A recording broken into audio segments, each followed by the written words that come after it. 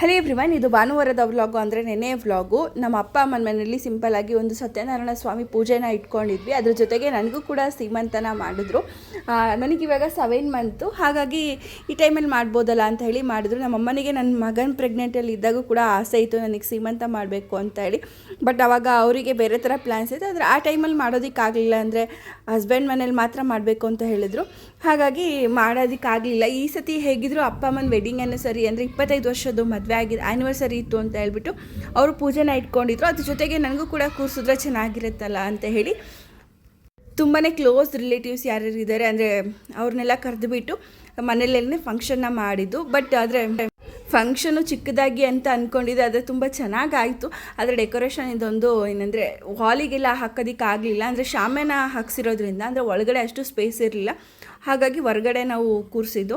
ಆ ಶಾಮಿಯಾನಕ್ಕೆಲ್ಲ ಡೆಕೋರೇಷನ್ಸ್ ಎಲ್ಲ ನಿಲ್ಲೋ ಸ್ವಲ್ಪ ಕಷ್ಟ ಆಗುತ್ತಲ್ವ, ನಾವೇನು ಡೆಕೋರೇಷನ್ ಅವರಿಗೆಲ್ಲ ಏನು ಹೇಳೋದಕ್ಕೆ ಹೋಗಿರಲಿಲ್ಲ, ಸುಮ್ಮನೆ ಹಾಗೇ ಮಾಡಿದ್ದು. ಇನ್ನು ಫಸ್ಟ್ ಬಂದು ನನ್ನ ಹಸ್ಬೆಂಡೇ ಶಾಸ್ತ್ರ ಮಾಡಬೇಕಲ್ಲ, ಅವರೇ ಬಂದು ಫಸ್ಟು ಶಾಸ್ತ್ರ ಎಲ್ಲ ಮಾಡ್ತಾಯಿದ್ರು.